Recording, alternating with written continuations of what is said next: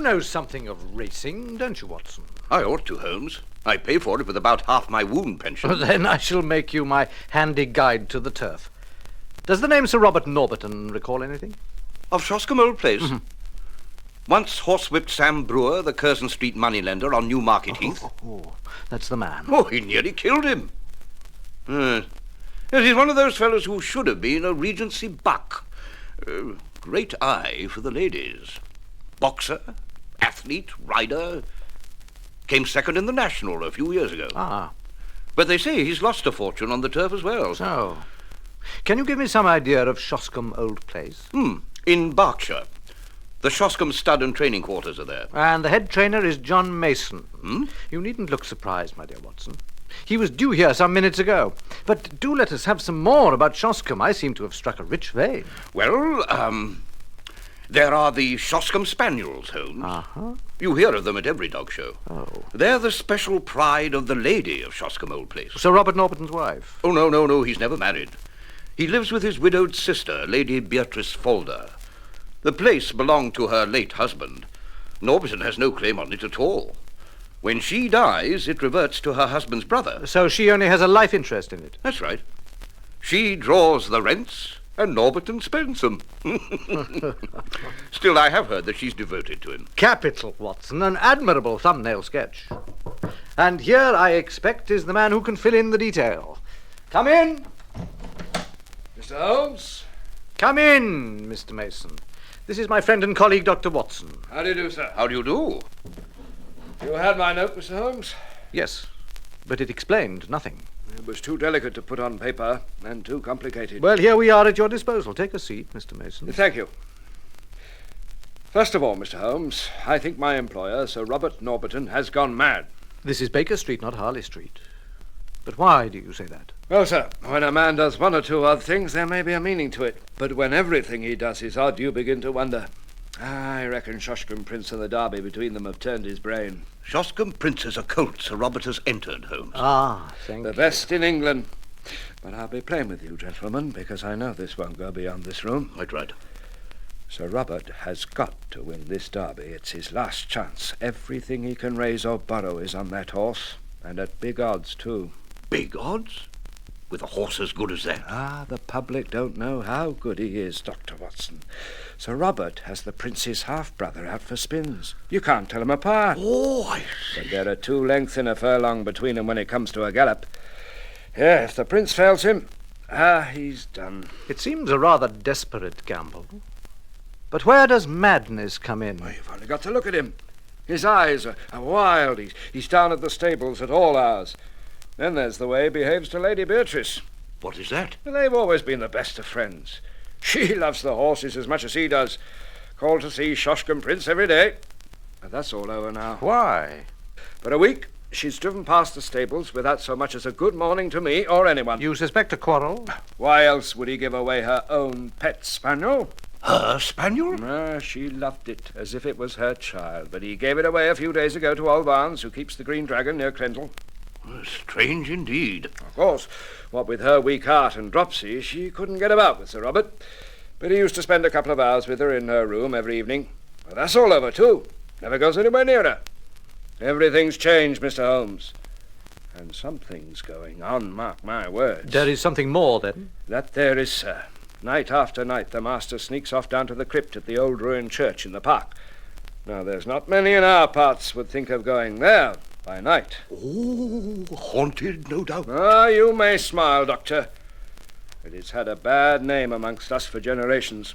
Anyway, there he goes every night, wet or fine. You get more and more interesting, Mr. Mason. But how do you know all this? Well, it was Stevens, the coachman, noticed him sneaking off first of all and told me. None of our business, perhaps you'll say. But we went after him. We waited behind the bush and saw him go inside the crypt. He was gone a long time.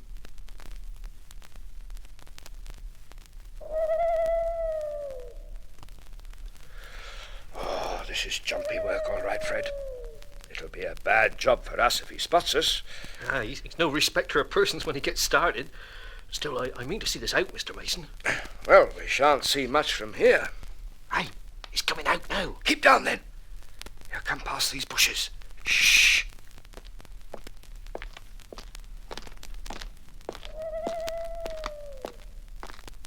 Well, he wasn't carrying nothing.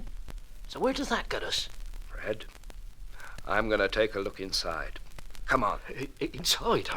Oh, I don't know, Mr. Mason. Oh, come on, man. If the master can go in there and come out safe, I reckon we can. Well... Wait out here for me if you like, then. No, I'll come. The door will be locked anyway. Well, it isn't. Oh.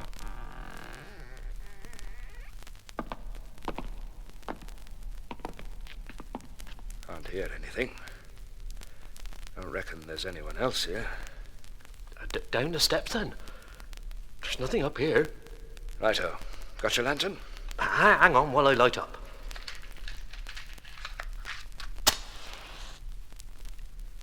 That's it.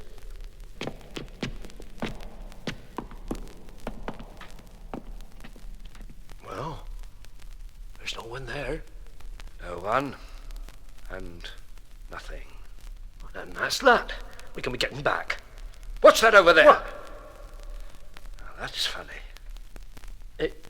It's bones. Bones and a skull. It is, too. Now, I was down here some time back when the master sent Higgins to see those gypsies weren't camping out in the place. And these weren't there then.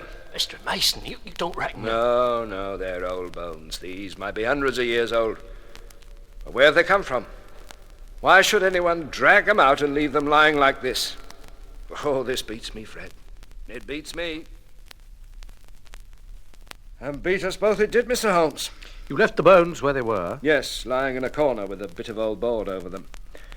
And now, take a look at this. A piece of the bone? No, sir, not them. There's a central heating furnace under Lady Beatrice's room. It had been off for some time, but Sir Robert started complaining of the cold, so it was started up again. Then the other morning, when one of the boys was raking out the cinders, he found this charred bone. What do you make of this, Watson? It is the upper condyle of the human femur. Exactly. Well, these are deep waters indeed. When did Sir Robert give away his sister's dog? Just a week ago today. It was howling outside the old well house, and Sir Robert was in one of his tantrums that day. I thought he'd have killed it, but he gave it to one of the jockeys and said to take it over to old Barnes at the Green Dragon.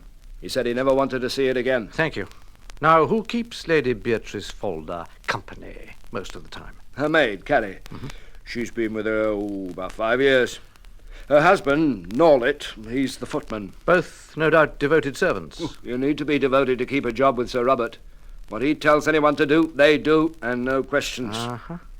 Tell me, Mr. Mason, is there good fishing in that part of Berkshire? Fishing, sir? Well, yes, there are trout in the mill stream, pike in the Hall Lake. That's good enough. Dr. Watson and I are famous fishermen. Are we? In fact, Mr. Mason, you may address us in future at the Green Dragon, Crendell. We should reach it tonight. I need hardly say that we do not wish to be seen with you down there, but a note will reach us if you want it.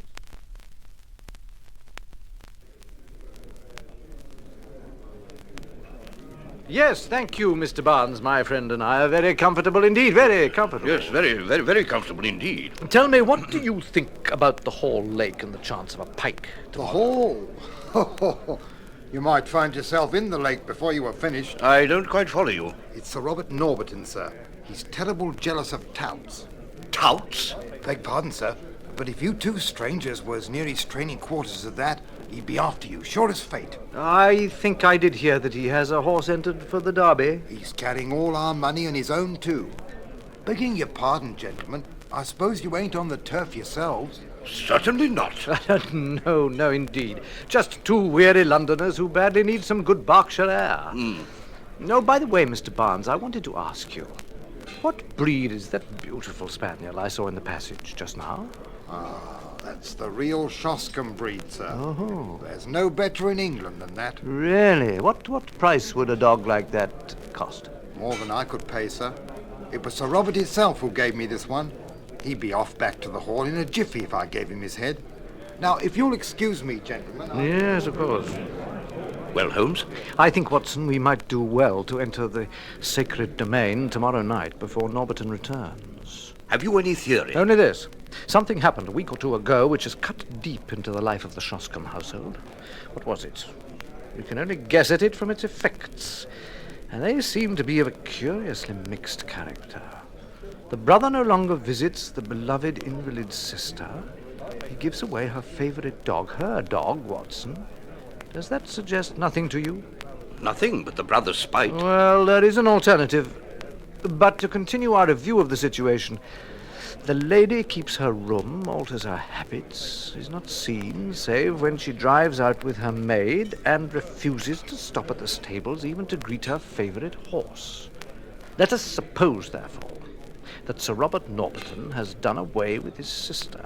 Holmes! He's utterly in debt, and may at any moment be sold up and his racing stable seized by his creditors. He's a daring and desperate man. He derives his income from his sister. His sister's maid and her husband are his willing tools. That's true. But he could not fly the country until he had realized his fortune. And that fortune could only be realized by bringing off his win with Shoscombe Prince. Therefore, if he had disposed of his sister, he would still have to stand his ground. He would have to get rid of her body in some way. With the servants as his confidants, that would not be impossible. The body might be conveyed to the crypt, which is seldom visited, and it might later be secretly destroyed at night in the furnace, leaving behind it such evidence as we have seen. What say you to that, Watson? Monstrous. Well, I think there is a small experiment which we may try tomorrow. In the meantime, if we mean to keep up our characters, I suggest we call for a glass of wine and hold some high converse upon eels and dace and that sort of thing.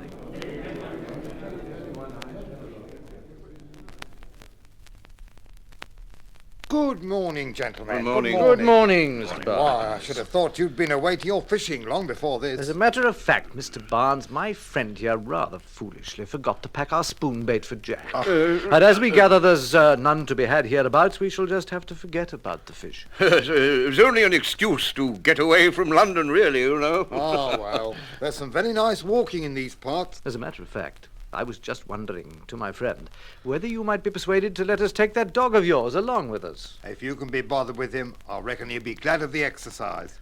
I don't seem to get 10 minutes to call me own these days. I'll go and fetch him now.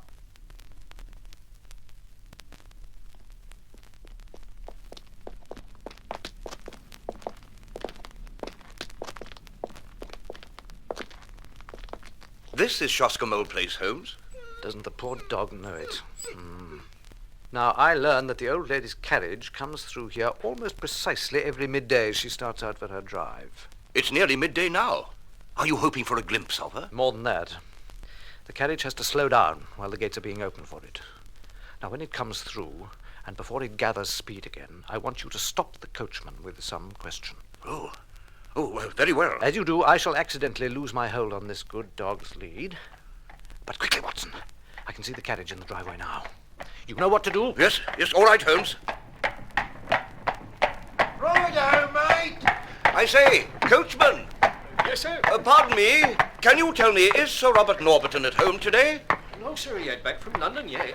Oh, I see.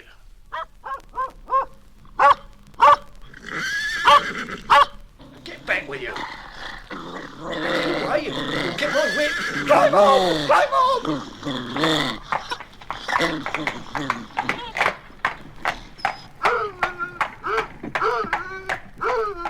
Come here, boy, come here! You're too valuable to lose. Well, Watson, that's done it. It certainly caused enough excitement. Well, what did you see? There just seemed to be two of them in the carriage. The maid, perhaps, and the old lady. And yet... Yes, Watson? Well, the dog. That snarling. Exactly. He recognized his mistress's carriage, but found a stranger inside it. Dogs don't make mistakes. But did you notice anything else? Well, I did think that voice, the one that called to him to drive on, it sounded more like a man's. And we have added one more card to our hand. But it needs careful playing all the same. I think we will arrange for another rendezvous this evening with our friend Mr. John Mason. And I think the Norbiton Crypt would be as good a place as any. I can't stay long, sir. The moment Sir Robert arrives home, he'll want to see me to get the latest news of Shoscombe Prince. In that case, Mr. Mason, you can just show us the bones you spoke of and leave us to it. They're here in this corner. If you could shine your lantern, Dr. Watson. Here? There's nothing here. Oh, yes, sir. They've gone. As I expected. I fancy their ashes might even now be found in that furnace you told us about. But why in the world would anyone want to burn the bones of someone who's been dead maybe hundreds of years? That is what we are here to find out. It may mean a long search, and we need not detain you. Then I'll be off if you don't mind, sir. I don't want the master to find me missing. Now, Watson, let us have a closer look at some of these tombs. What do you hope to find, Holmes? I said, what do you hope to find? Aha, what have we here? A coffin on its end. Made of lead from the look of it. And unless I am very much mistaken, recently tampered with. Just let me get my lens to it. Some light, please. Yeah, very well. Yes, as I thought. Someone has tried to open it? And succeeded, I should say. I think we shall now do the same with the assistance of my trusted Jemmy. Always prepared, Holmes. One never knows. Easy. Just a pull, Watson, if you please. And we have it. Now then. Holmes! This is no ancient corpse. This is... Listen. Someone's coming. Too late to hide. Who the devil may you be? What are you doing on my property? My name is Sherlock Holmes. Sherlock Holmes? Possibly it is familiar to you. But in any case, my business is that of every other good citizen to uphold the law. It seems to me that you have much to answer for, Sir Robert. Oh, it does it? For instance, who was, or is, the occupant of this coffin? Very well, Mr. Holmes. Everything can be explained, I assure you. Appearances are against me, but everything is all right. I am pleased to hear it. You have gone pretty deeply into my affairs, Mr. Holmes. So you know in all probability that I am running a dark horse for the Derby and that everything depends on my success. I understand the position. I am dependent upon my sister, Lady Beatrice, for everything. I've always known that if she were to die, my creditors would be onto my estate like a flock of vultures. Everything would be seized, my stables, my horses, everything. Well, my sister did die a week ago. And you told no one? How could I? If one word had got out, absolute ruin would have descended upon me within a matter of hours.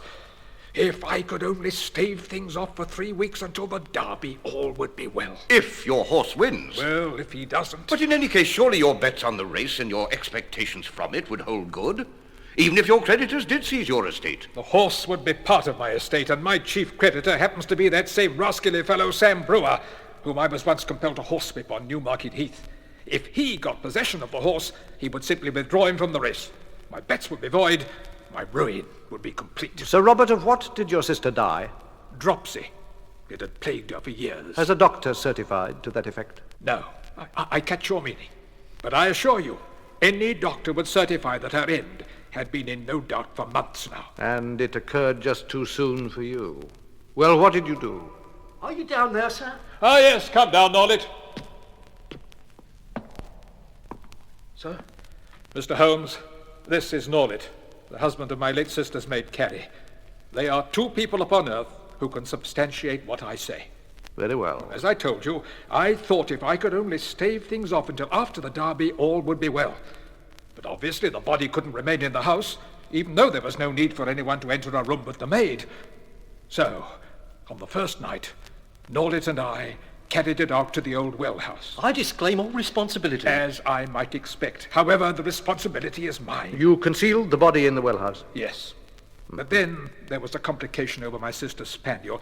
It used to follow her everywhere. It turned up at the well house door and stood there, yapping continuously. So you got rid of it to the landlord of the Green Dragon? Yes. Even so, I felt that some more secure place was needed for my sister's body, and Norlett and I carried it by night to the crypt. There was no indignity or irreverence, Mr. Holmes. It seemed to me it would be no unworthy resting place if we put her for some time in one of the coffins of her late husband's ancestors. They lie in what is still consecrated ground. Norlett and I disclaim all... All right. We opened a coffin, removed the contents, and placed my sister inside, as you have seen her. As to the old relics, they were burnt in the furnace at night. It seemed better than to leave them lying there for intruders to disturb. After that, it was but a case of arranging for someone to ride daily in your late sister's carriage, wearing her clothes and keeping up the appearance that she was still alive and well. Just so. I imagine, Mr. Norlett, you disclaim all responsibility in this as well. I'd like to know who you think you... That will do, Norlett. You are quite right, Mr. Holmes. Norlett impersonated my sister and rode each day beside his wife, her maid. Deceiving everyone except an unhappy dog who wondered where his mistress had got to. And you, it seems... It is my business not to be deceived. It was my duty to bring the facts to light, and there I must leave it. As to the morality or decency of your own conduct, it is not for me to express any opinion.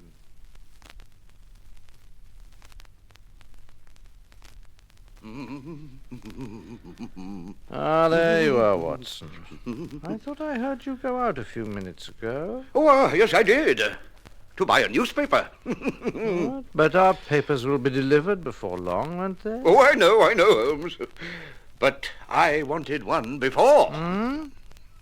Really, Watson? You've been uncommonly excited all afternoon, and now you're looking as smug as a well-filled cat. Pray let me into your secret. Do you know what today is, Holmes? Today? Christmas? No. Easter? No. St. Swithin's? No. No, I see nothing remarkable about it. This is Derby Day. The Derby was run this afternoon. Oh, really? Is that all? Oh, I should hesitate to bore you with the particulars. The Derby was won by a horse named Shoscombe Prince, of which you have doubtless heard. He carried with him the blessing of my month's wound pension, that is all. Ah, the name is familiar. My dear Watson, do come and give me the benefit of your opinion upon this specimen. Really, if it were not for the microscope, I do not believe we should achieve half the results we managed to. Oh, really?